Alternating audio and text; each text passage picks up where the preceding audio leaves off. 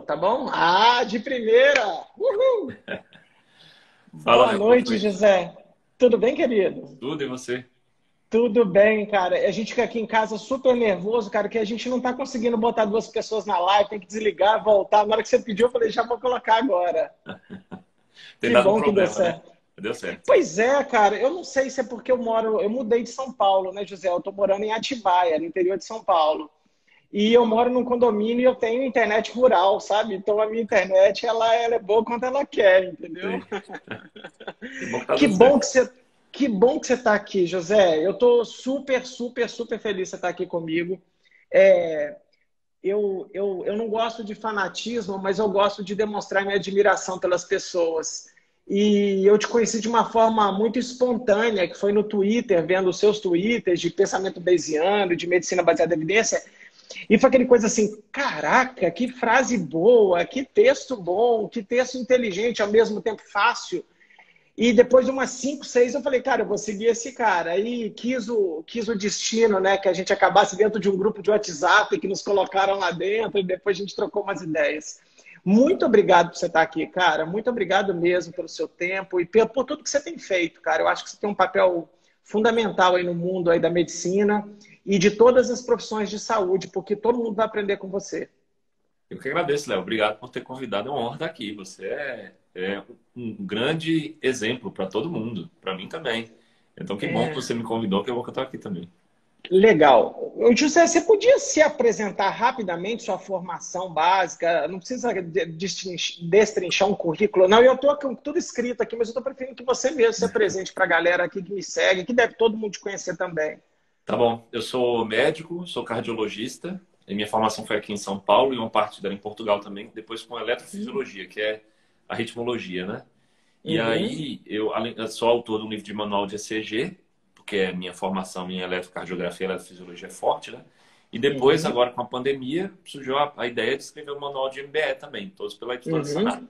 Então, manual de ECG e manual de... esse daí, as cerejinhas Nós aqui. vamos, nós vamos falar dele no final da live, tá, cara? Esse aqui é um presentão para todo mundo. Acho que todo mundo vai ter que fazer isso aqui. Boa. É, ninguém nunca fez uma piada com você, tipo assim, porra, cara, eu li todos os seus livros lá de literatura ou não? Fazem, fazem. Você sabe que a minha esposa, ela chama Lucila por causa do livro que o seu pseudônimo lá que fez, o homônimo, né, que escreveu. Que legal. E eu sou cearense, sabe, Léo? E aí, Ah! certeza eu tenho algum parentesco, né? Só que não fui atrás ainda. Eu tô só esperando, assim, acabar todo o trabalho que eu tô tendo, para ter um tempinho livre, e ir atrás dessa árvore genealógica aí, para entender como é que é. Você veio do Ceará para São Paulo há muito tempo ou não? Tem 8 anos já. 8 anos. Ah, então você veio. E você fez medicina lá ou aqui? Fiz lá. Ainda fiz a primeira Ah, residência lá, depois é que eu vim para cá para fazer cardio. tá bom, tá bom. Eu fiquei curioso. Eu estou quase invertendo a ordem da nossa pauta aqui. Não, não, não. Eu não vou sair da minha pauta. Me conta o seguinte, José. Todas as lives que eu estou fazendo com professores que não são da mesma profissão que eu sempre faço uma pergunta que pode soar idiota, mas eu queria perguntar para você quais são as doenças do sistema cardiovascular mais prevalentes no seu consultório? O que você vê mais? E queria muito que você explicasse um pouquinho da sua rotina, como é que é feito isso. Boa. Eu tenho um viés assim muito de hospital, né? Porque eu trabalho muito mais em hospital do que em ambulatório e consultório, né? Consultório eu só faço um Tá. período durante a semana e hospital é mais. Então eu pego muita emergência, infarto e arritmias, né? Já que eu sou arritmologista, então sempre chega para mim muito disso, tá? Uhum. Insuficiência cardíaca. No consultório dá para pegar um pouco hipertensão descontrolada. Uhum. O que mais que eu tenho pego recentemente? Bom, hipertensão descontrolada chega bastante, né? E os correlatos disso daí. Tá. Cardiomiopatias em geral, por exemplo, o cara tem um coração crescido por Chagas, ou porque já teve um infarto, Uhum. ou porque Uhum. tem uma doença genética, né? Entendi. No hospital a gente pega muito morte súbita, que foi o caso do Eriksen, né? Recentemente, aí a morte súbita abortada que ele teve, né? E realmente quando a gente Uhum. vem pegar no hospital, é porque foi abortada mesmo, então a gente faz a investigação. É basicamente isso, mas eu tenho um viés mais hospitalista, como eu falei, né? Tá. E isso bate com as prevalências dessas doenças no mundo? Qual que é a doença cardíaca mais prevalente que tem? É a hipertensão arterial? É o que que é? Eu diria hipertensão Hipertensão. arterial e dislipidemia, né? Acho que as duas são Tá. prevalentes porque são doenças da população geral e que nós temos que fazer uma prevenção primária para ele não evoluir com um desfecho cardiovascular, né? Pelo meu Tá. viés hospitalista, eu pego mais doenças de emergência. Então, o infarto Tá. é a doença que mais mata, né, no mundo. Mas Uhum. ela não é a doença mais prevalente, né? Ela é a doença Uhum. das prevalentes é a que mais mata. Portanto, é a que mais mata. Então, eu acabo pegando Uhum. ela no hospital também. Agora, mais Uhum. prevalente da cardiologia, eu chutaria aqui hipertensão e dislipidemia. Tá. Eu te mandei isso por WhatsApp hoje mais cedo. Eu sou fanático com o tal do Global Burden of the Disease, né? Que para quem não conhece, o Global Burden of the Disease, em português, eles chamam de carga global das doenças, né? É um documento que é meio um censo de todas as doenças que existem. E eu tenho um viés fudido de ler ele toda hora, porque a doença que lidera o ranking de anos gerados por incapacidade é dor lombar, que é minha área de pesquisa. Então, para a gente, toda vez que a gente vai pedir dinheiro para a agência de fomento, vai escrever um artigo, a gente fala assim: a patologia que mais causa incapacidade no planeta Terra é dor lombar. São 3 indicadores que o Global Burden of the Disease mede, e tem um que é incapacidade ajustada para os anos de vida, morte e anos gerados por incapacidade. Então, o primeiro é dor lombar, mas os outros 2 são doenças cardiovasculares, né, cara? E não muda. A minha pergunta para você é uma pergunta que me incomoda muito na dor lombar, porque eu recebo também essa mesma pergunta. Eu vi que de 1990 a 2019, doença cardiovascular continua vergonhosamente liderando os rankings, né, de mortalidade e de incapacidade, né, ajustada para os anos de vida. Eu vou falar bem do jeito que eu falo aqui em casa. Que porra é essa, cara? Que a gente está há 20, 30 anos liderando com esse monte de tecnologia, com esse monte de ciência, com esse monte de artigo. Você consegue tentar especular comigo por que que tá assim, cara?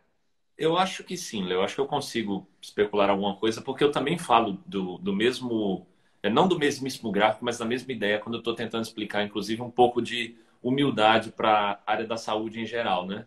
Uhum. Num gráfico muito similar a esse, dá para perceber em um traçado de vários anos, começando lá de 1700 e alguma coisa, até o ano 2000, que a mortalidade das pessoas que têm, mortalidade não, trocando aqui o termo, a expectativa de vida das pessoas que alcançam 65 anos, em 1700 e atualmente ela melhorou, sim, mas não melhorou lá Uhum. grandes coisas. A expectativa de vida melhorou muito mais das pessoas que acabam de nascer, porque melhorou, houve uma redução da mortalidade infantil, melhoramos o nosso acesso ao saneamento básico, entre muitas Isso. vacinas, né? Entre muitos outros fatores que fizeram a gente chegar aqui agora. Mas o que é que eu quero dizer com isso quando eu falo, né? Quando nós focamos muito nas nossas ações hospitalistas, no tratamento de doenças cardiovasculares que já têm repercussão, ou seja, no infarto agudo, por exemplo, chegou no hospital infartado. Então esse cara ele já teve a oportunidade, já passou pela oportunidade de fazer a prevenção dele, né? Uhum.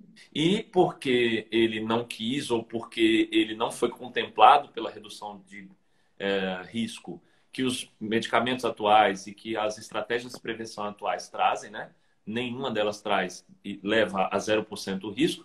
Então, porque ele não foi Uhum. contemplado por isso, ele acaba tendo o desfecho. E aí, tendo o desfecho, ele vai entrar no hospital. Quando entra no hospital, a gente já tem estudo falando, olha, o tratamento do infarto tem que ser com trombolítico ou com angioplastia. Quer dizer, você vê que a gente vai somando muito conhecimento numa terapia para salvar vidas, sim, mas é de um cara que já teve o evento, né?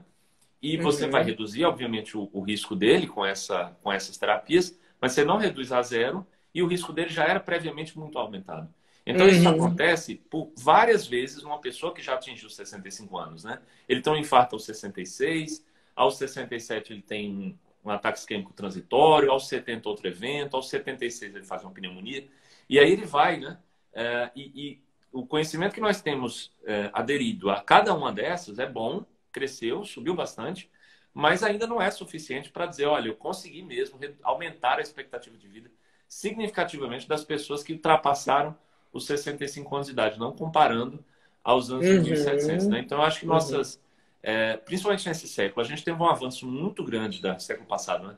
Muito grande, muito rápido da medicina, na segunda Uhum. metade do século em diante, e foi ótimo, mas ainda falta muito. A gente precisa focar Tá, em terapias de benefício real mesmo, né? tá. Clínico. A gente tem perdido tempo com algumas terapias que não trazem isso. Eu quero chegar nisso aí daqui a pouquinho. É muito legal. É engraçado, ô José, que na minha área, eu lembro que quando eu mostrava os gráficos do Brasil, a gente tem um evento que é chamado Low Back Pain Forum in Primary Care. Então, são basicamente os 120 maiores pesquisadores de dor de coluna do mundo e os seus alunos de doutorado. É um evento fechado, ele não quer ganhar dinheiro, mas todos os autores dos melhores papers do mundo vão estar lá de um ano e meio, um ano e meio. E o dinheiro transita entre as coisas. A gente fez esse evento aqui no Brasil uma vez. E eu fui como primeira vez como aluno de doutorado e estou até hoje. A gente lidera um grupo grande aqui.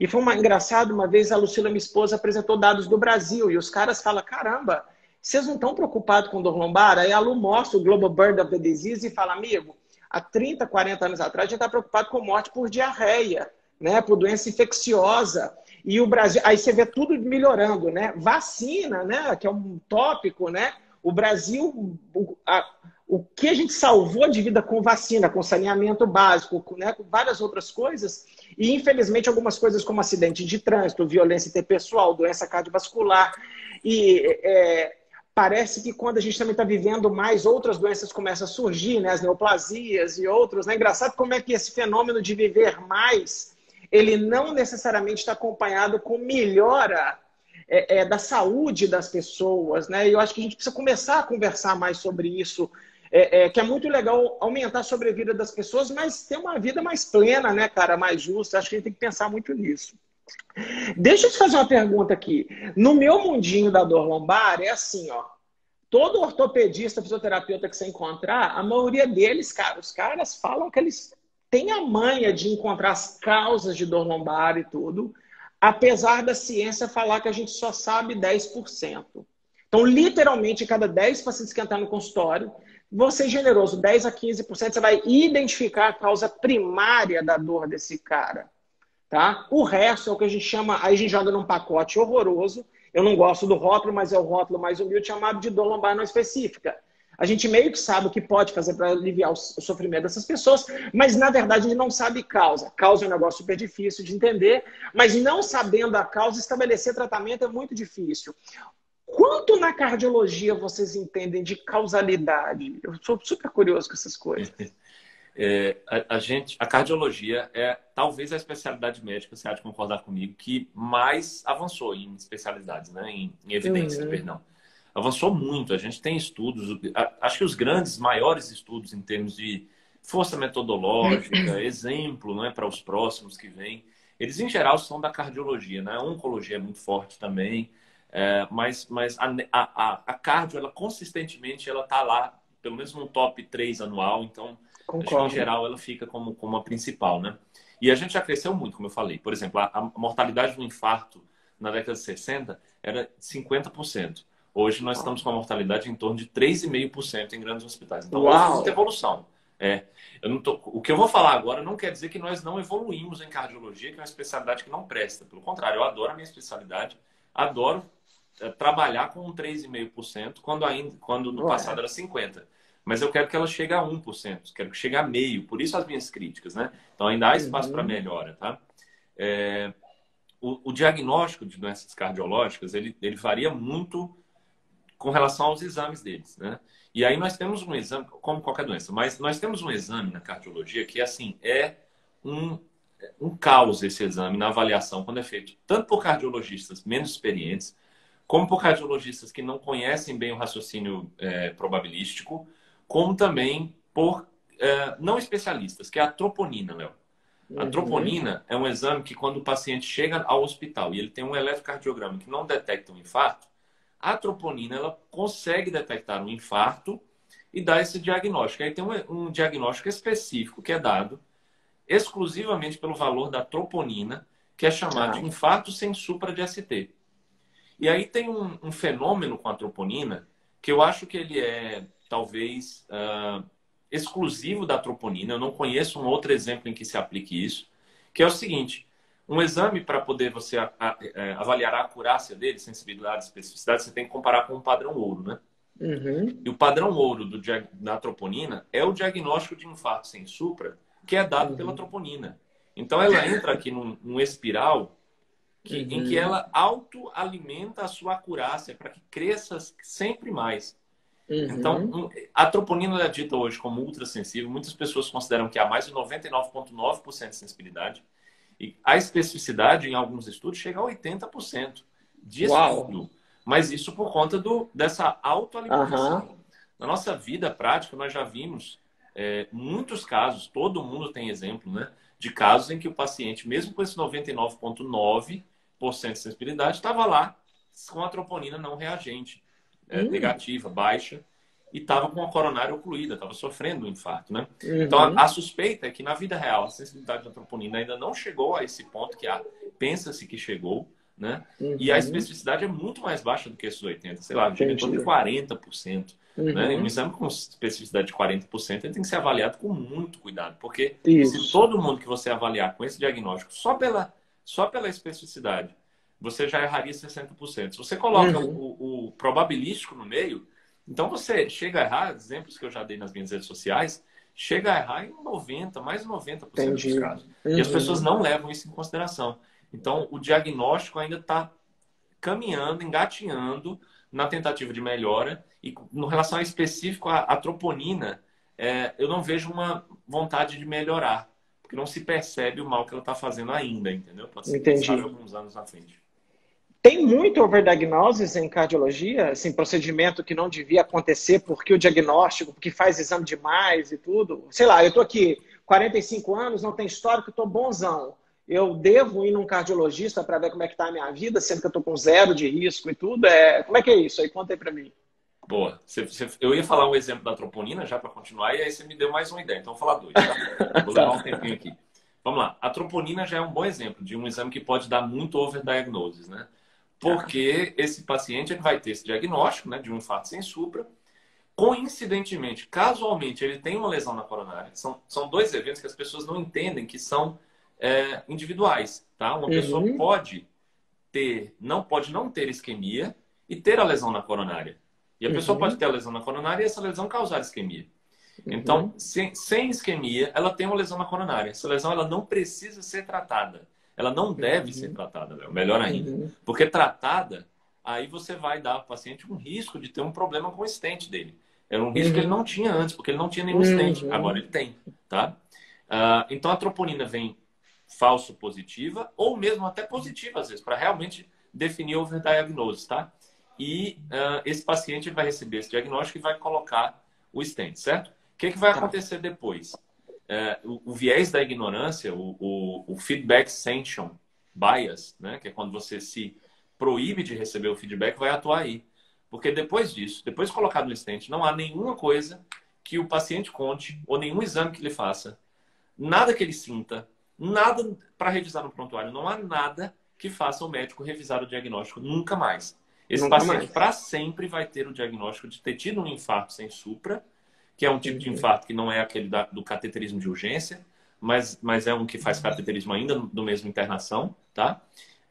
E vai ficar para sempre com esse diagnóstico e vai, inclusive, poluir a acurácia dos estudos que estão medindo o padrão ouro da troponina, entende? Uau. Então, esse é um exemplo. O segundo exemplo que você citou é o do check-up, né? Preciso ir lá fazer um Uhum. exame para fazer check-up. Veja, eu fiz uma conta bem rápida aqui de raciocínio bayesiano, que é o seguinte. Imagina que 1% da população brasileira está sofrendo uma isquemia coronariana agora e, portanto, Uhum. precisaria colocar um stent hoje, tá? um Tá. por cento da população brasileira significa 2 milhões de pessoas, mais de 2 milhões. Isso seria o caos trágico, universal, assim, a pior coisa que poderia acontecer no planeta. Então não tem 1%, é muito menor, tá? Mas vamos Uhum. chutar 1% aqui só a fins de cálculo, né?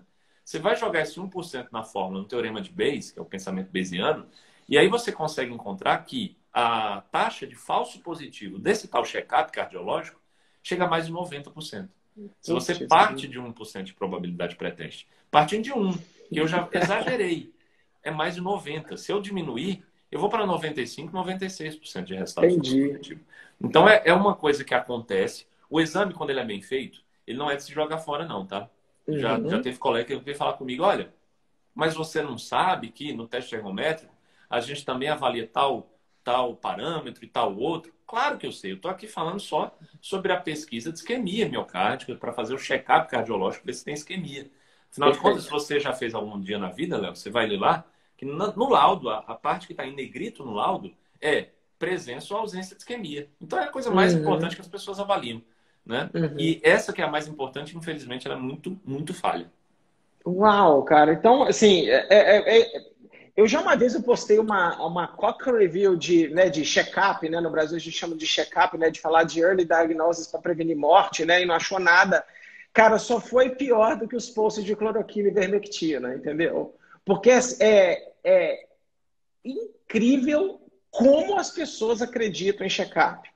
Né? Ao invés deles cuidarem da saúde, eles falam, não, uma vez por ano. Eu tenho vários amigos, meus melhores amigos são do mundo corporativo, que todo dia eu agradeço de não ter ido para esse mundo. Eles têm um orgulho de falar assim: a minha empresa me manda no Ciri, no Einstein todo ano. Aí eu fico lá, o cara faz tudo e tal, e eu estou bem. Posso encher a cara de cerveja, não faço exercício, eu estou engordando, porque o meu exame não tem. Minha esteatose hepática está limítrofe, beleza e tal. E às vezes eu falo, mas você faz? Eu falo, cara, eu não faço. Eu me sinto, cara, é muito doido, né? Porque eu acho que virou senso comum eu não sei se você concorda comigo, isso não é medicina preventiva. Medicina preventiva, na minha cabeça, é outra coisa que não tem nada a ver com um diagnóstico precoce. Concordo, com certeza. Tem muito mais para a gente fazer, né? Tem mudança de estilo de Exato. vida, tem dieta, tem exercício Uhum. físico, tem muita, mas muita coisa do que colocar a confiança no exame, Léo, que tem 67% de sensibilidade e 74% de especificidade. Olha esses Uhum. números. Esse exame não presta. Para isso, esse Entendi. exame não deveria existir, né? Para Para os outros para fatores, essa razão, né? para os outros fatores, sim. Tem muita coisa para que o exame vê. Agora, para Legal. isso, não. E aí, ainda incide a probabilidade pré-teste, que é baixíssima, né? Como eu falei. Exato, exato. É muito, muito legal. Ô José, o que que existe de prevenção de doenças cardiovasculares hoje, além do que todo mundo fala? Eu queria ouvir da sua boca mesmo. O que tem mais moderno? Ou nada mudou? O que as pessoas que estão vindo aqui, porque é engraçado, o meu perfil, José, depois da Covid, ele se tornou um perfil meio muito heterogêneo. O perfil do meu Instagram do Léo era muito de profissionais de saúde, mas hoje ele virou, eu brinco para todo mundo que a minha fã número um é do perfil chama Guardanapos Religiosos, que eu adoro essa pessoa. Uhum. Então, assim, tem muitas pessoas que querem mesmo entender o que é prevenção em saúde, o que deveria as pessoas fazerem para ter uma vida cardiovascular legal. Pronto. Acho assim que, mesmo por plausibilidade extrema, mesmo que venha estudo falando que você não precisa fazer dieta, que você não precisa manter seu peso, que você pode fumar, mesmo que venha esses estudos, a gente não vai acreditar neles. A maior Uhum, plausibilidade é que você tem que fazer dieta, tem que cuidar do seu corpo, tem que ter uma vida regrada, tem que parar de fumar, não é? Pronto, isso daí é o basicão, é o mais uhum, clássico, né? Evitar comida, bom, com exageros, né? Não está muito bem definido qual é o exagero que é pior, se é pior exagerar em carboidratos, se é pior exagerar em gorduras. Eu não vou entrar nessa celeuma, porque não tem evidência muito uhum, forte. Eu uhum, acredito na linha que tem para mim, a evidência mais forte, mas não é consenso. Agora, o que tem assim de mais praticamente consenso? O que existe? E aí de medidas mesmo, né, que nós podemos interferir. Veja, a avaliação da pressão arterial faz muito sentido fazer mesmo, apesar dela ser uhum, só um número, né? Eu critico muito tudo que é só número, né? Eu critico, mas a pressão arterial ela tem mesmo, em vários estudos demonstrado, correlação com uma maior taxa de desfecho no futuro, desfechos cardiovasculares uhum. importantes. Então, vale a pena, sim, reduzir. Não necessariamente com remédio, tá? Tem estudos Tá. que já testaram, olha, vamos fazer o tratamento medicamentoso com quem tem baixo risco de eventos cardiovasculares só porque é hipertenso. Aí você vai ver lá Uhum, no futuro, então o remédio não deu nenhum benefício. Claro, esses estudos eles podem ter caído num falso negativo, né? Porque um estudo uhum, de um paciente em baixo risco, ele tem que ter uma duração muito prolongada para encontrar algum resultado. Então, se o follow-up foi aqui de 10 anos com um paciente de 50 anos, não é um estudo que dá para a gente afirmar. Mas, como já tem uma força de evidência muito alta apontando para esse caminho, então, pelo menos risco intermediário, risco alto, cardiovascular, que é uma ferramenta que a gente calcula em consultório da cardiologia, né? E o paciente é hipertenso, então vale a pena iniciar o tratamento medicamentoso, como nós fazemos atualmente, né? Antihipertensivos, para evitar. infarto e AVC no Tá. futuro, tá? Deixa eu te interromper um segundo. Quantos por cento dos hipertensos são absolutamente assintomáticos?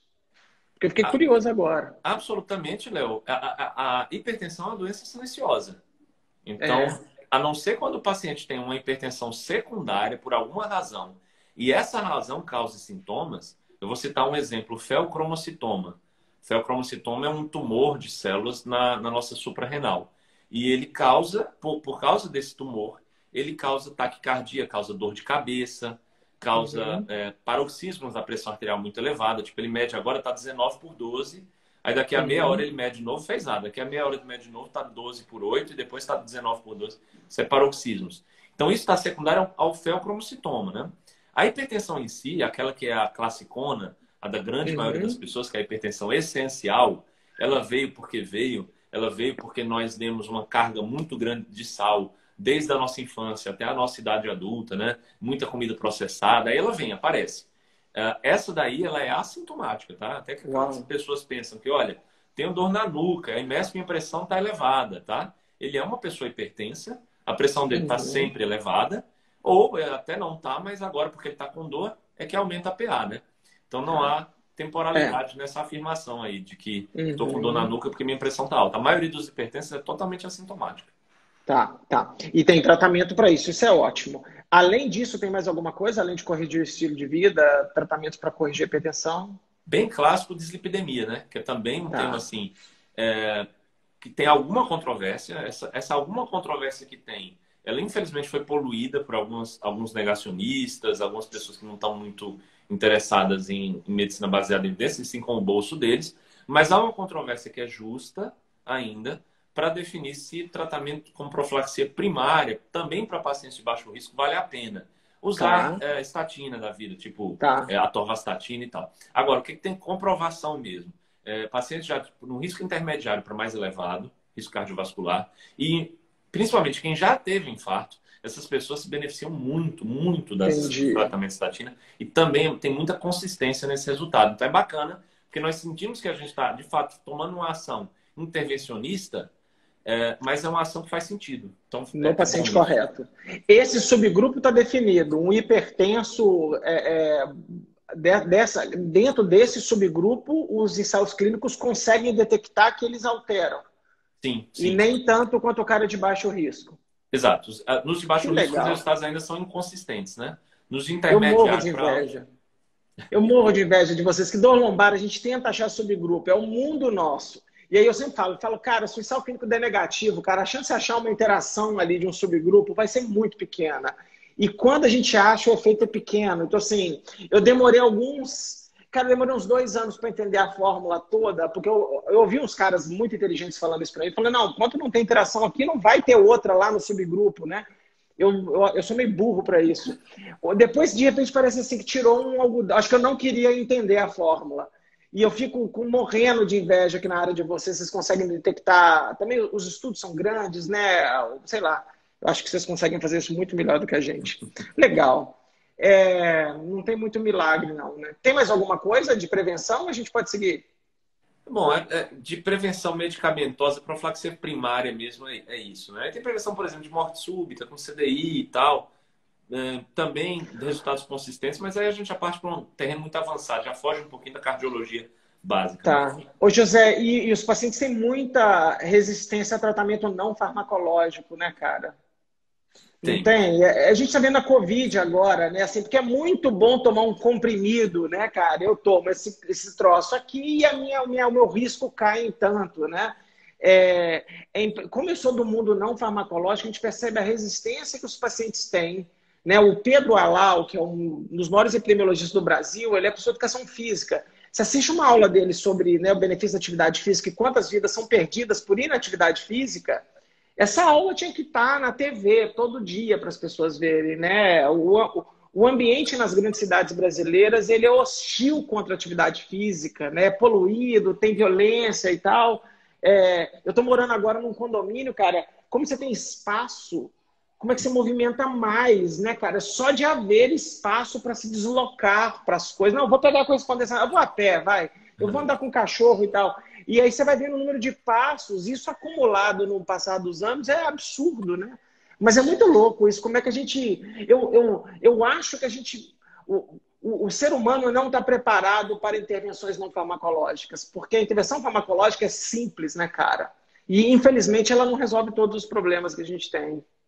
Eu, de fato, concordo. E é um problema, por exemplo, o tratamento da dislipidemia, isso, Léo, porque os pacientes eles já partem de um viés que é o viés de não ter tentado a terapia não farmacológica antes, né? Ou ele já vai entrar no estudo assim, ou o médico dele não vai tentar isso, porque ele também não vai lembrar, não é do dia a dia dele, pelas razões que você citou. Concordo plenamente, né? O cara sai aqui em São Paulo para correr. Eu tenho um grande amigo meu, se tem um cara polêmico na internet é ele, mas as pessoas não entendem ele, ele tenta mexer com as pessoas. Ele fala assim, José, quando você vê um cara de 4:30 da manhã correndo no meio da rua, ele não está fazendo por atividade física. Pode perguntar para ele, ele teve um infarto agudo do miocárdio, ele teve um ataque isquêmico transitório, e de fato, ou o cara é o fitness freak, eu acho que eu estou nessa categoria, eu acordo 5 horas da manhã para me movimentar, porque eu gosto, mas a maioria das pessoas fala assim, cara, não é por prazer, é por necessidade, né, cara? É muito doido isso. E aí agora eu fico vendo assim, algumas resistências contra máscara, contra distanciar. O cara fala, não, vamos tomar um remédio, ou isso. Depois a gente vai, se souber tempo, nós vamos falar um pouquinho de Covid no final. Eu acho que a gente, talvez até os próprios médicos precisam, talvez, conversar mais com os pacientes sobre opções não farmacológicas, nos caras de baixo risco, principalmente, né? E tentar, né, mudar o estilo de vida, mas mudar comportamento é muito difícil. De fato. Muito difícil, De fato. de fato. Ô, José, onde eu te conheci de verdade, cara, é porque você é um dos caras... Você devia escrever um livro de pensamento bayesiano para imbecis. Porque eu acho que você sabe explicar o conceito de pensamento bayesiano muito fácil. Tá? Eu ia botar o nome da nossa live de pensamento bayesiano. Eu falei, mas não vai aparecer ninguém, porque muita gente nem sabe o que é isso. Tem como em 3, 4 minutos você dizer quais são os princípios básicos? Por que você julga isso? Por que é importante a gente começar a utilizar o pensamento bayesiano na tomada de decisão clínica? Vamos lá, vou tentar, porque é complicado mesmo explicar, mas é o que você falou, né? Eu tento fazer isso da maneira mais fácil. Então, quem está aqui, segura um pouquinho que eu acho que vai dar para entender. É assim, Léo. Uma pessoa, ela não pode receber uma informação aqui nova e ela já tomar essa informação como verdadeira. A gente não faz isso na nossa vida nunca. Nós sempre temos um pouquinho de ceticismo para interpretar essa nova evidência à luz do que nós já sabemos. Então, por exemplo, se alguém chega para você e fala assim, olha, Léo, a Terra, ela é plana. Tem aqui um estudo comprovando que a Terra é plana. Olha aqui, ó, P significativo. Você passou a sua vida inteira acreditando que a Terra não é plana, a Terra é esférica, a Terra é redonda. Você tem várias evidências, você vê em vários locais em que ela é redonda. Então, a força da evidência ela é muito maior para que a Terra é redonda do que plana. Esse novo dado, quando chegar, eu espero, eu torço para que você não pense daí já que a Terra é plana e pronto, e vai para frente. Não é, você vai ter que colocar esse novo dado à luz do que você já conhecia. Então, isso é o pensamento bayesiano, é quando você tenta interpretar uma nova evidência sobre o que você já conhecia. Então, na prática médica, como é que isso se faz? Se faz muito, as pessoas até fazem sem pensar, tá? Assim como uma pessoa faz sem pensar também quando informa que a Terra é plana. Na medicina também. Como assim? Eu estou aqui diante de um paciente que chega para mim falando que está com uma dor torácica muito forte, opressiva aqui no peito e está irradiando para o braço esquerdo, para a mandíbula. Está com sudorese. O próprio paciente, Léo, quando chega no hospital com essa sintomatologia, ele já sabe que está infartando. Ele dá o diagnóstico. É muito provável essa história toda, né, que eu contei. Aí ele vai fazer o exame, que é o eletrocardiograma. Então é assim, ó, até o paciente sabe que a Terra é redonda. E aí vem o eletrocardiograma e mostra, olha, a Terra é plana. Olha, o paciente não está infartando. Tá? Então o que o médico tem que fazer a partir daí? Ele tem que fazer o seguinte, olha só, o eletrocardiograma ele não é 100% acurado. Ele erra. Ele erra em tantos por cento das vezes para falso positivo. E aqui o que eu estou preocupado é em falso negativo nesse caso. Porque foi negativo, mas o paciente está queixando de uma dor que é muito clássica, né? Então, esses quantos por cento aqui, partindo da probabilidade que ele tinha de ter infartado, qual é a probabilidade dele estar infartando mesmo com o ECG normal, né? Isso, tá. Então, isso é raciocínio bayesiano. Tem como você aplicar isso em umas fórmulas, né? Ou em alguns algoritmos facilitados. Tem um nomograma de Fagan, que é uma folhazinha que tem assim, tem a probabilidade pré-teste aqui, aí no meio tem a acurácia do exame e depois tem a probabilidade pós-teste. Aí você se traça uma linha, ele já fala, olha, se o paciente tinha 80% de chance de estar infartando, o eletronegativo, agora ele ainda tem 50% de chance de estar infartando. Então, olha que bacana. Ele ainda vai te dar em termos de probabilidade mesmo, para você pensar. Aí você pensa assim, olha, 50% de chance de infartar é muito alta essa chance. Não posso excluir infarto por causa do eletro. Eu tenho que fazer outras estratégias. Aí a cabeça do médico começa a pensar. Então, tem muita gente que faz isso, Léo, sem pensar, mas tem muitos outros cenários que os médicos não fazem também. E que deveriam. Legal. E nós mesmos, na nossa vida, como cidadão mesmo. Tá, então tem hora que é intuitivo, mas tem hora que você acaba se convencendo de uma evidência que não presta como sendo a verdade, aí você se ferra. Isso é ensinado, isso tem. Você conhece os cursos de medicina? Isso está sendo ensinado para alguém? Porque é engraçado quando eu escuto falar de pensamento bayesiano, muitas pessoas falam assim, não, isso é para ensinar lá no mestrado, doutorado. Eu falei, não, filhão. Existe estatística bayesiana, o raciocínio bayesiano para o cientista, mas eu acho que ele é mais valioso para o clínico, né, cara? Para ele começar a pensar nesse jogo de probabilidades. Você começa a ver algum movimento nesse sentido, ou isso é muito discreto ainda? Ou é só você que fala disso? Não, movimento tem, né? Tem algumas faculdades que já estão chegando aqui ao meu conhecimento, né? Que estão ensinando isso, né? Tem mais pessoas também que falam sobre isso no Brasil. Mas não é a maioria, é a esmagadora minoria dos cursos, né? O que a maioria dos médicos sai da faculdade pensando é que com a sensibilidade e a especificidade de um exame, ele já é capaz de interpretá-lo. E eu falo isso, essa minha frase ela é até forte para muitos. Sensibilidade e especificidade são para o pesquisador. O clínico tem que usar a razão de verossimilhança, que é a ferramenta que é aplicada depois de um teorema de Bayes. Então tem muito pouca gente falando disso. É uma pena para os nossos egressos da faculdade, é uma pena para os médicos que não conhecem ainda, para profissional de saúde em geral, né, que não conhece ainda esse pensamento, porque no final ele vai elaborar uma terapia, né? E essa terapia ela pode estar relacionada a um diagnóstico falso só porque ele não aplicou esse teorema. Prezado amigo, imagina nós fisioterapeutas que o diagnóstico é baseado em exame de movimento, palpação, entendeu? E aí a doutora fala assim, cara, não tem como falar isso, entendeu? E que a probabilidade pré-teste é lá embaixo, a acurácia do exame é lá embaixo. É muito doido isso. A gente precisa arrumar um jeito. Não sei, José, é engraçado, eu ia te perguntar isso por fora.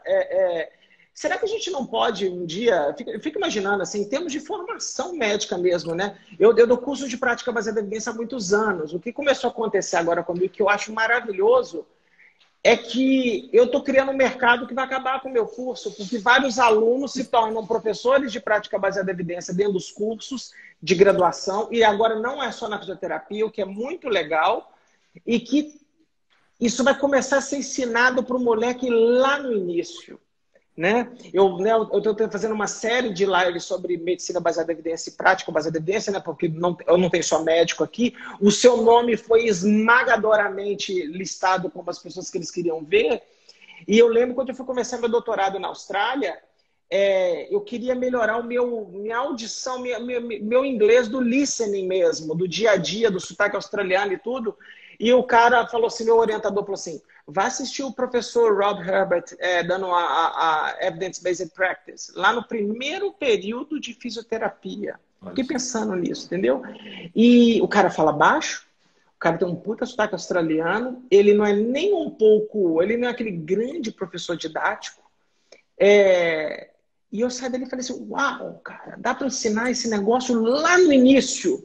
O menino vai começar o curso... Todo paciente que pintar, talvez ele vai tentar acessar a evidência e tal.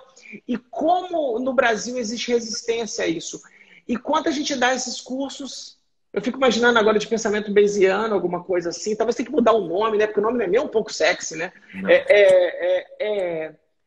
Toda vez que eu dou curso de PBE para alguém, seja no online, seja no presencial, o cara fala assim, por que eu não tive isso na graduação? Porque o conceito não é difícil.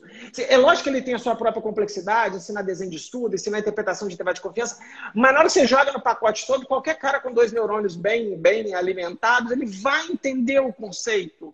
né? Quando eu vejo hoje, você deve ter visto, né? Tá todo mundo falando de... o povo confunde clinical medicine com The Lancet, né? Então, assim, a gente está errando muito. E a gente precisava isso estar na formação mais básica da formação, não só do médico, como de todos os profissionais de saúde para entender isso bem. Porque, na Léo, verdade, quando a gente se torna paciente, a gente se torna vítima do médico que não sabe disso, que de boa fé está tentando fazer a melhor coisa que ele pode. de fato, boa fé, mas sem esse conhecimento que é muito importante, de fato, né? E só que você puxou aqui o assunto, né, desse novo artigo que tá todo mundo falando, né? Todo mundo, enfim, que não sabe avaliar a evidência científica. Um certo dia eu fiz no meu Twitter uma pergunta, uma enquete lá, e coloquei assim: se sair hoje um novo estudo sem vieses, com 80% ou 90% de power, um alfa de 0,05 e o P significativo, publicado em uma boa revista, demonstrando que a ivermectina funciona. Então, aí sim, ela funciona, sim e não. As pessoas não entenderam, Léo, que ali era uma pergunta assim, a pergunta ela estava oculta. A pergunta era: você é um bayesiano ou você é um frequentista? Né? Porque todo mundo que respondeu que sim está É se definindo frequentista. como um frequentista. Porque qual é a evidência que nós temos atualmente? A evidência começou é um vermífugo para tratar o vírus. É impossível que isso aconteça? Claro que não. Existem drogas que depois elas se comprovam mesmo efetivas em cenários em que não havia plausibilidade nenhuma. O beta-bloqueador para insuficiência cardíaca é isso. O beta-bloqueador é um remédio que faz o coração bater mais fraco. Num cara que já tem insuficiência cardíaca, imagine. E é bom, salva vidas. Né? Então, assim, não é por não ter plausibilidade que nunca vai funcionar. Mas não tendo plausibilidade, Léo, tem que esforçar, sabe? Tem que ralar. Mostra resultado positivo. Muitos, Consistente. consistentes, Isso. sempre bons. Isso. Né? Não essa coisa que, olha, sai um estudo aqui, mal feito, como vocês 45 estão, né? sujeitos. Exato. E cadê o estudo bom para demonstrar? Mesmo que saia um, ainda não vai ter plausibilidade, não vai ter probabilidade pré e pós-teste suficiente para definir isso, né? Então, o raciocínio bayesiano ele pode ser aplicado até na leitura de uma análise científica. Pode ser Com aplicado quando você certeza. recebe uma informação pelo telefone ou lê uma notícia de jornal, né? Então, de fato, não é um nome bonito, não é um nome que homenageia o cara que o descreveu, mas acho que você deu uma boa ideia. Vamos tentar pensar no nome aqui para a gente passar isso. Eu fico imaginando um cara igual você, ou outras pessoas que dominam muito esse conhecimento, tentar ensinar, cara. Porque eu tô achando que. Eu tenho a sensação, você fala do ceticismo, o Luiz Correia fala isso muito, né? Sou amigo do Luiz. Quando a gente fez o Low Back Pain Forum Primary Care aqui no Brasil, eu precisava levar duas pessoas que não eram do grupo da coluna para ministrar alguma coisa lá. Então sempre tem esse jogo. Dois locais que não são do mundo da coluna. Então eu levei, olha que alegria, eu levei o Pedro Alau e levei o Luiz, entendeu? E o Pedro Alau ele foi tão legal, cara, que a Lancet Series de dor lombar nasceu na palestra dele no Low Back Pain Forum do Brasil. A Lucila, minha esposa, é autora dos papers da Lancet. E eu fico imaginando assim, a gente precisava construir disseminadores dessa ideia. E eu tenho hora que eu tenho lido algumas coisas que eu acho que a gente falhou, a universidade está falhando em formar pessoas céticas. E a gente tem que assumir isso. Quando eu fazia meu doutorado, eu lembrava direto, meu orientador falava assim, eu mostrava algum artigo para ele, ele falava assim, I don't believe in this. Era muito doido. Eu me sentia agredido quando o cara falava isso. Que filha da mãe e tal. Mas eu acho que o cara estava testando. Ele faz isso com todo mundo. Ele falou, cara, não é porque está publicado na minha época, não é porque está publicado na Spine, que isso aí é legal, cara. Leia esse negócio direito. Isso aqui é ilógico. Na fisioterapia tem muita loucura. Não só na minha profissão, mas em várias outras. Mas ele fala, cara, isso é curandeirismo, não tem como dar certo. Aí quando você vai lendo o paper, é lotado de viés, mas eu demorei de novo. Eu fiquei 5 anos na Austrália, o cara transformou um believer num cara altamente cético. Acho que se ele conseguir fazer isso comigo, acho que a gente consegue fazer isso. Talvez eu demorei para entrar no doutorado, acho que a gente precisa, e não precisa de doutorado para ser cético, talvez era isso que eu estava querendo falar. Né? Os melhores comunicadores em ciência no Brasil não são cientistas.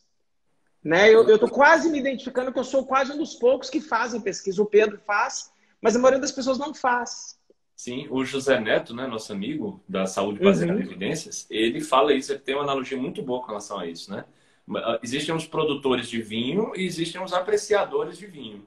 Ele é um bom apreciador de vinho, ele se define assim. Perfeito. E Muito apreciando o vinho, ele consegue passar esse conhecimento adiante, né? Lógico.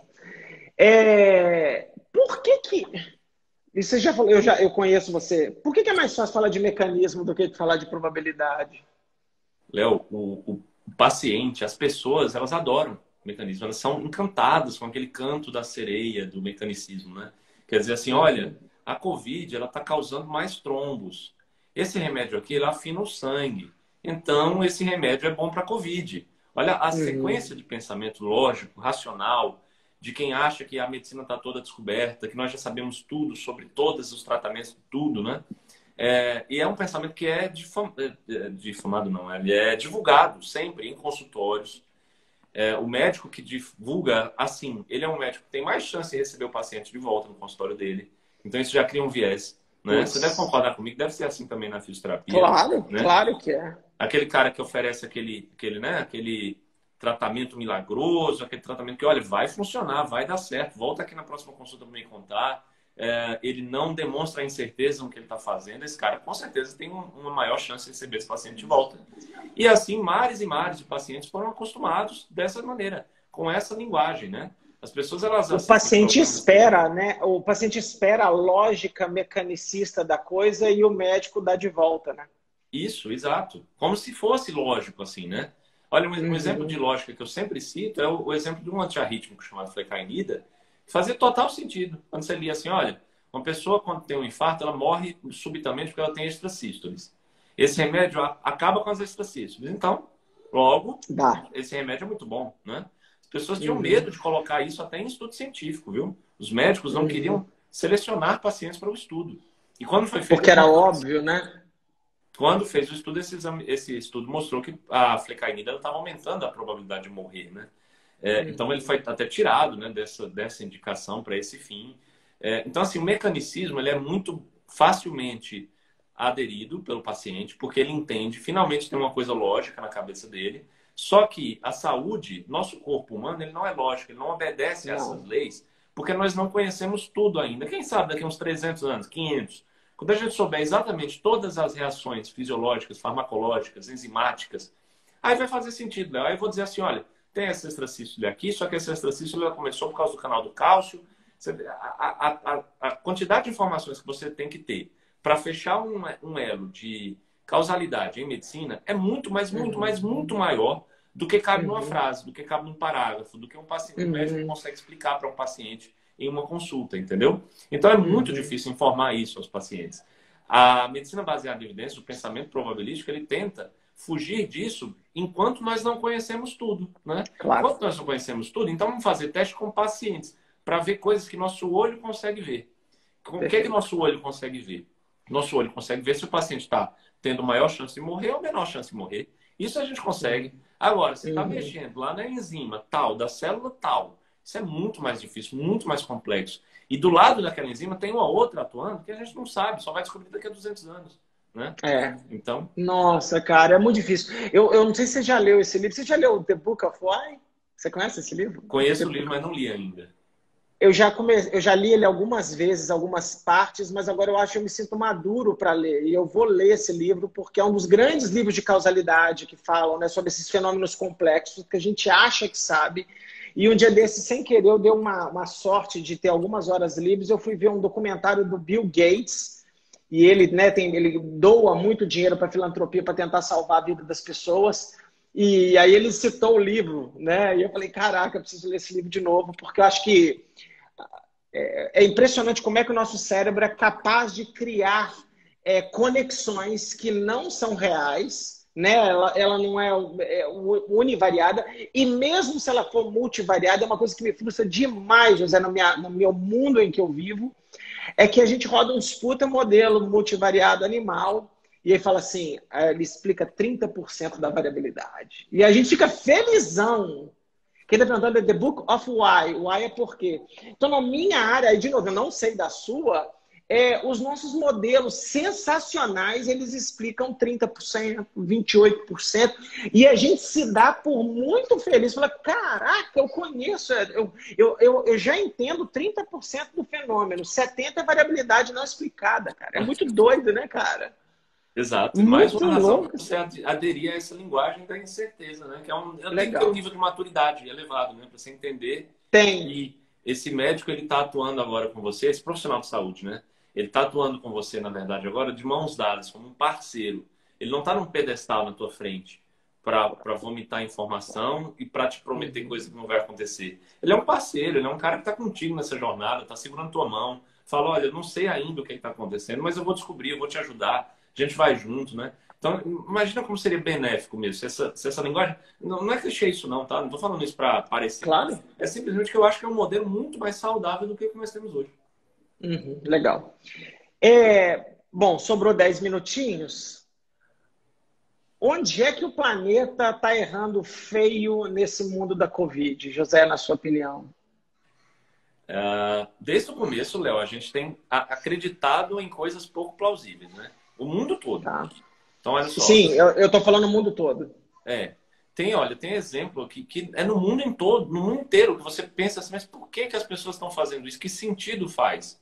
E talvez para algumas pessoas que estão nos assistindo, podem se assustar agora com o que eu vou falar. Mas que sentido faz fazer um exame de RT-PCR para permitir que uma pessoa faça uma viagem ou não faça uma viagem? Se o RT-PCR é um exame que tem uma sensibilidade estimada de 70%. Estimada porque até hoje nós não temos esse valor real, tá? Como não existe um critério padrão ouro para comparar o RT-PCR, esse é um resultado que vai ficar para sempre como estimado. Estima-se 70%. Então, que sentido faz, né? Você deixar pessoas só com RT-PCR positivo viajarem? Por que não fazer uma coisa mais inteligente? Por exemplo, olha, esse daqui é doente, tem coronavírus. Ele teve contato com fulano, ciclano e o outro ali. Então, fulano, ciclano e o outro vão estar isolados agora, além do paciente índice também. Quem é que teve contato com fulano, ciclano e o outro? Então, eles também estão isolados. Isso era muito mais efetivo do que fazer falsas promessas de proteção. Olha, você está com RT-PCR, eu vou fazer um RT-PCR para visitar meu avô. Quantas vezes eu ouvi isso, né? Que pena que dá. Da pessoa que está acreditando, do dinheiro que gasta, do avô da pessoa que não está protegido, porque não serve para isso, né? A sorologia, medida de temperatura, seja no braço, seja aqui. Não tem sentido nenhum, nunca teve. Então, o mundo todo ele aderiu a essas sensações de falsa segurança. Não foi só o Brasil, não. E o Brasil ainda dobrou a aposta, né?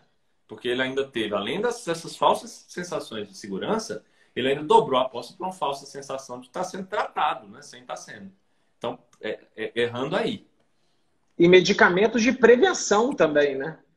Que não fosse a vacina, né? Quando alguém me fala, mas o que faz para prevenir? Eu falei, cara, se você se vacinar, você vai se prevenir bem.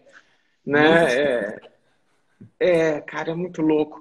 O mais louco é que a gente dobrou a aposta e a gente não voltou atrás, né, José? Porque errar... Eu vi os posts do Luiz Correia, dos meus mesmo, no início a gente meio que desdenhou da Covid. A gente achou que era um negócio que ia passar e tal, mas muitas pessoas voltaram atrás e falaram, cara, mudou o cenário, né? E o Brasil, igual você falou, né? A gente seguiu a irracionalidade e tá ok, porque no início a gente não entendia nada, então cada um foi tentando o que dava. Um monte de estudo ruim. Eu sempre dou nos meus cursos de revisão sistemática, eu falo assim, os primeiros estudos são pequenos, com resultados espetaculares e lotados de viés, né? Aquele maldito primeiro ensaio clínico de cloroquina estragou a humanidade. E depois disso tudo, a gente não voltou atrás, porque a evidência já falou, cara, não é isso. E eu me decepciono muito porque eu sempre respeitei a medicina, que eu falava assim, cara, se eu tiver uma infecção bacteriana hoje, o médico não vai me passar mais bezetacil, que era o que me passava quando eu tinha 10 anos. Porque melhorou, tem drogas melhores. Talvez o bezetacil até resolveria meu problema. Mas existem fármacos melhores, não precisa dar agulhada na criança, né? A forma de administração é mais leve, os problemas gastrointestinais são menores. E eu sempre falei assim, quando eu dou meu curso para fisioterapeuta, eu falo, os médicos trocam de acordo com a evidência. E eu percebi que é tudo mentira. É mentira, não troca. E eu acho que a gente não voltou atrás, né? Eu tenho muita colaboração na Austrália, e eu tenho reuniões semanais com os caras, e eles falam, meu, vocês não vão voltar atrás, cara. Eu falo, não. Eu já desisti, entendeu, José? Assim, ó, vacina e reza, entendeu? Quem segurar, segurar, quem não deu, deu, porque nós vamos na bagunça mesmo, e infelizmente é o custo de muitas vidas, concorda? Infelizmente, e é multifatorial isso tudo, mas eu acho que tem um peso grande disso, né? Dessa propagação de falsa segurança, né? Porque o brasileiro, muito mais do que em outros países, ele se sente seguro com uma pílula mágica que ele acha que funciona porque ele lê no WhatsApp, né? Se ele for Uhum. conversar com pessoas que entendem de saúde baseada em evidências, essas pessoas estão aconselhando ele, por favor, não pense assim, não é isso, mas aí ele prefere acreditar no WhatsApp, ele prefere acreditar no Twitter, e aí ele toma essa pílula mágica e vai para a rua aglomerar, vai para a rua sem Uhum. máscara, acha que pode ir para uma festa com a família inteira, num ambiente fechado, acha que fazer Uhum. um exame vai dar bem. Então, essa falsa segurança do brasileiro, eu acho que ainda tem um peso, ela é multifatorial, ela não é só por isso, mas ela ainda tem um peso nessa falsa sensação de segurança que os remédios nos deram, né? Depois, quando vem Sim, a vacina, aí de novo, multifatorial. Tomam a vacina e acham que é 100% também. Então, cem por sim. cento já posso sair na rua sem máscara. É. Como E inclusive aí. propuseram aí, né? Ou com Uhum. vacina ou após a doença. Se você tiver tido um falso positivo, e se a doença em você for daqueles poucos casos que tem duas vezes, tem recidiva, né? As pessoas Uhum. não pensam Uhum. nisso, é impressionante. É, é. José, conta um pouquinho sobre isso aqui, ó. Essa belezinha. Boa, Léo. Cara, esse livro foi muito bom fazer, muito gostoso, porque ele tá um livro assim muito pessoal, é muito bate-papo mesmo que eu faço. Não sei se você já chegou a ler algumas páginas. É uma linguagem mais informal, mais direta, mais explicativa, né? Mostrando tudo. Eu fiz ele para Vou botar. ser consumido por qualquer profissional de saúde, médico, enfermeiro, fisioterapeuta. Na primeira parte eu escrevo até quais são os livros que um cidadão curioso pode se beneficiar em ler, quais capítulos, né? Então ele é um livro mais para erudição mesmo das pessoas, para elas tentarem entender o que está acontecendo com o mundo agora, né? E por que que a medicina, por que que a gente propõe uma medicina, uma prática em saúde diferente do que está sendo feita, mais baseada em evidências do que não. Então foi super gostoso. Eu estou muito feliz porque foi o maior lançamento da história da Sanária esse livro, né? Uau! Vendeu Parabéns. super bem, tá indo super bem nas vendas. Estou recebendo muito bons feedbacks, né? O Souto, recentemente, José Souto, falou exatamente isso. Olha, parece que você está conversando com a gente durante o livro. E era exatamente Legal. isso que eu queria. Que maravilha. Eu te dou super parabéns, cara. A gente precisava de um livro em português de pessoas que falassem simples. Eu acho que as pessoas ainda confundem muito livro de prática baseada em evidências com livro de metodologia de pesquisa. E o pouco que eu li, eu falei disso e eu fiquei super, super, super encantado. E para encerrar, José, eu vou falar o que eu já falei para você algumas vezes no WhatsApp. Eu gostaria de algum momento te encontrar pessoalmente para te agradecer por tudo que você fez e, claro, para pegar uma assinatura do livro. Oh, obrigado, Léo. Vamos fazer assim, Tá vamos fazer, bom? quando acabar a pandemia,